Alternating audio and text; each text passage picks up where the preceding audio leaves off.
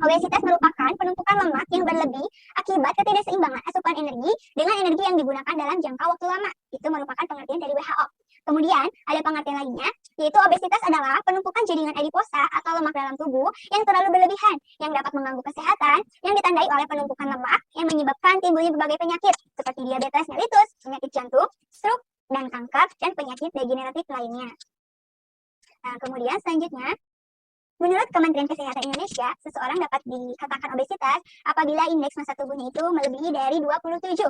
Nah, jadi sebenarnya apa sih indeks massa tubuh itu? Jadi indeks massa tubuh atau biasa kita sebut IMT adalah ukuran yang digunakan untuk mengetahui status gizi seseorang yang didapatkan dari perbandingan berat dan tinggi badannya.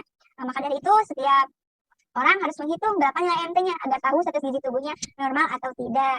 Nah, selain itu, selain kita menghitung body mass indeks massa tubuh, ternyata kita juga bisa menghitung secara berat badan ideal atau BBI. Nah, berat badan ideal ini juga kita menghitung berapa tinggi badan kita agar kita memiliki berat badan yang ideal. Nah, baik, selanjutnya. Nah, selanjutnya saya akan memaparkan mengenai tipe-tipe dari obesitas. Jadi, obesitas itu memiliki beberapa macamnya nih. Nah, seperti yang pertama, tipe obesitas itu ada obesitas tipe android atau tipe sentral. Nah, yang badannya itu berbentuk gendut seperti gentong, kemudian perutnya memucit ke depan, kemudian banyak didapatkan pada kaum pria biasanya. Nah, tipe ini juga cenderung akan menimbulkan penyakit seperti jantung koroner, diabetes, dan stroke. Nah, seperti ini ya contoh atau gambar dari obesitas tipe android. Biasanya juga disebut bentuknya itu seperti apel, buah apel. Kemudian, tipe yang kedua itu tipe ginoid. Nah, biasanya tipe ginoid ini banyak ditemukan pada kaum wanita, terutama yang telah masuk masa menopause atau masa kesuburannya telah habis. Nah, biasanya memiliki ciri seperti panggul dan pantatnya itu besar. Kemudian dari jauh tampak seperti buah pir. Nah, itu dia tipe-tipe dari obesitas. Nah, selanjutnya, ternyata prevalensi obesitas Indonesia juga cukup tinggi. Nah, ini merupakan data dari Kementerian Kesehatan Indonesia dan BPS yang diolah Lokadata oleh berita-agar.id. Nah, jadi obesitas di Indonesia pada 2017 ini mencapai 25,8% penduduk. Cukup tinggi juga ya. Dan ternyata prevalensi tertinggi itu di 10 provinsi penderita obesitas tertinggi itu yaitu dipegang oleh DKI Jakarta sebanyak 37,1%. Nah, kemudian selanjutnya saya akan membahas nih mengenai apa saja gejala dari obesitas.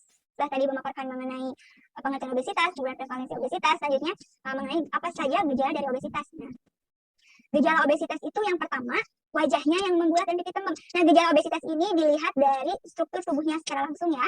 Yang pertama ada wajahnya yang membulat dan pipi tembem. Kemudian yang kedua gejalanya itu dagu rangkap dan lehernya itu relatif pendek. Kemudian biasanya nih ini pada anak laki-laki atau pada kaum laki-laki ya, dadanya yaitu membusung dan payudaranya itu yang membesar, mengandung jaringan lemak payudaranya. Kemudian keempat, perutnya yang membuncit disertai dengan dinding perut yang berlipat-lipat. Dan kemudian biasanya pada anak laki-laki juga nih dijumpai penisnya itu tampak kecil karena tersembunyi dalam jaringan suprapubik tersebut duri penis. Nah, kemudian yang keenam, kedua pangkal paha bagian dalamnya saling menempel dan bergesekan. Dan kemudian yang ketujuh nih, pada anak perempuan biasanya datangnya pubertas itu lebih cepat atau lebih dini, yaitu di usia di bawah 9 tahun sudah mengalami menstruasi. Kemudian gejala yang terakhir yang ke-8 yaitu biasanya orang yang obesitas itu kesulitan bernafas atau sesak nafas, berkeringat berlebihan, dan biasanya mudah lelah ketika beraktivitas. Nah, selanjutnya nih, di sini saya akan memaparkan dari apa saja dampak dari obesitas. Setelah kita mengetahui tadi gejala-gejala dari obesitas, selanjutnya apa saja sih dampak dari obesitas? Nah, baik. Nah, jadi dampak obesitas itu dibagi menjadi 3 kategori. Yang pertama ada dampak ringan, dampak sedang, dan dampak berat. Nah, dampak ringan ini biasanya bergejala tetapi tidak mengganggu aktivitas. Contohnya seperti munculnya masalah pada kulit, kemudian tidurnya mendengkur. Kemudian dampak sedang. Nah, pada dampak sedang ini biasanya bergejala tetapi tidak mengganggu bergejala tetapi gejala tersebut mengganggu aktivitas.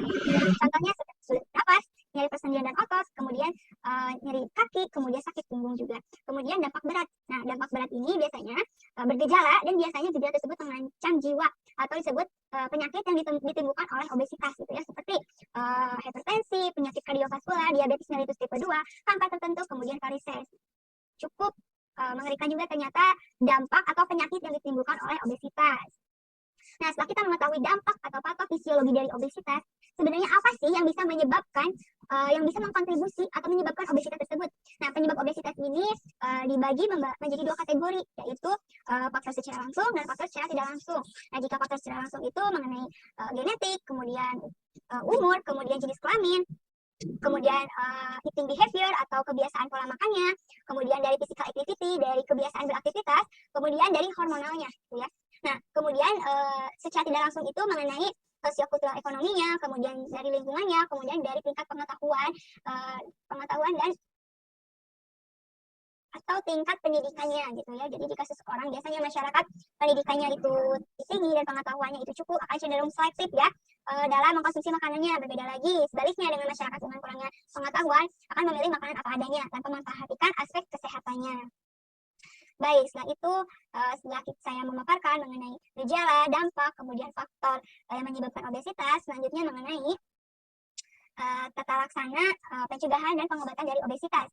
Nah, yang pertama yaitu mengenai pencegahan obesitas gitu ya. Obesitas dapat terjadi karena beberapa faktor tadi ya. Dan kita sebelum terjadi obesitas, alangkah baiknya kita mencegah dengan melakukan pencegahan obesitas. Nah, pencegahannya apa saja sih?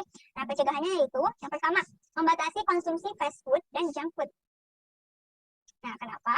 Karena junk food itu merupakan makanan yang tidak sehat. Dan karena mengandung lemak jenuh yang tinggi. Kemudian tak hanya itu, junk food juga mengandung gula, garam, dan bumbu tambahan yang bisa mempengaruhi kesehatan tubuh. Jadi sebaiknya kita harus bagaimana sih? Nah, selain membatasi mengonsumsi fast food dan junk food, alangkah baiknya kita mengkonsumsi nih makanan sehat dan gizi yang seimbang, gitu ya. Karena mengkonsumsi makanan sehat dan gizi seimbang sesuai pedoman isi piringku. Nah, di mana dalam satu porsi makan itu harus terdapat sumber karbohidrat, lauk pauk, buah dan sayur, dan dilengkapi dengan minum susu, gitu ya. Nah, baik, selanjutnya, pencegahan selanjutnya yaitu menghindari stres. Nah, mengapa? Karena stres dapat memicu obesitas. Nah, karena biasanya stres itu dikaitkan dengan kenyamanan makan. Nah, sebagian besar dari kita apabila mengalami stres, kita akan menjadi makan berlebihan ketika mengalami tekanan atau stres, dan bisa beralih ke mengkonsumsi makanan tinggi lemak dan gula dalam upaya membuat rasa kita menjadi lebih baik. Ya. Nah, kemudian pencegahan selanjutnya yaitu konsumsi gula, garam, dan lemak